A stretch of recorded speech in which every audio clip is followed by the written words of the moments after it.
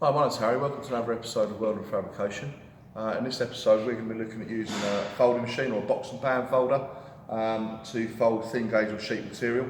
So obviously one thing that needs to be kept in mind in terms of safety is that when you bring the clamps down, fingers need to be kept out of the way, not nick your fingers. That said though, it's a reasonably straightforward piece of equipment to use. What you can do as well is you can preset on the end the number of degrees you want it set to.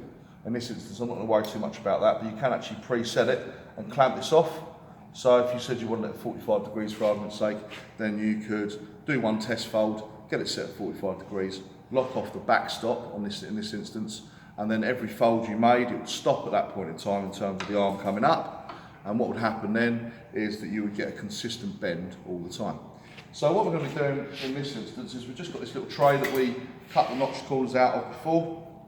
And what we're going to do is we're just going to bring it under the fingers, and this is what these things here are called fingers.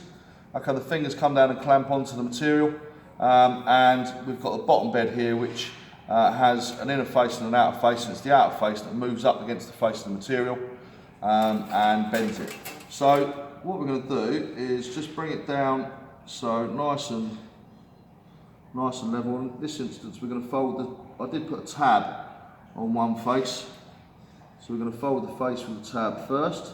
It's important to line up the line we're going to be folding all the way through the material, so that when we do fold it, bring it up like so.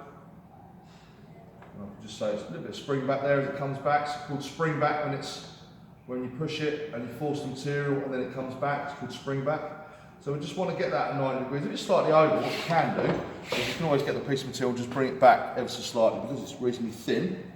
So that's our first face folded. So we can check it, and you can see there, again, it's slightly over bent on that edge. So we can just put that back in like so, clamp that down, and just bring it out ever so slightly, just to where we want it to be.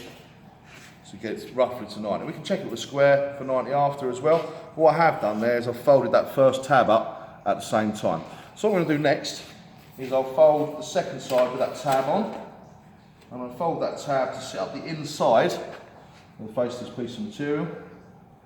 So again, I'm just going to bring my lines, make sure it's nice and in line. Bring it down like so. Fold the piece of material up. I'm just going to bring that onto the outside to make sure it doesn't catch. Like that. And bring the face up. So we've got our second side in again, ever so slightly over. We can bring that back, that's not an issue. We've now got, if we were going to spot weld, we can spot weld that tab through that face. Do the opposing side. So what I have done is I've left a slight gap. You can see here I've just left a slight gap in the tooling, so I can bring up to the edge of that tooling there. And when I fold this next piece of material, I can actually fold it, and the fold we've already done will fold through the gap you see there on the tooling. So it'll fold through the gap on the tooling like so, and we can just tweak that. There we go. So just for access more than anything. And then that last bend, what I have done is I've set the tooling for the last bend to the right thickness, or the width should I say, of the actual blade tooling. So you can see there, when you look down on it, you can see when you look down on the tooling that actually the outside of the tooling is the same width as the actual box that we're folding up. So I can line it up like so, clamp it down, then fold it. This one again is going to go this side of the tooling, this one's going to go the other side. Do that little nip. And obviously we can dress it, we can sort out the corners if need be, bring them out to the right size. If we want to MIG weld them, or we want to TIG weld them, or if we're going to spot weld the corners. But that's effectively a basic tray. Thank you.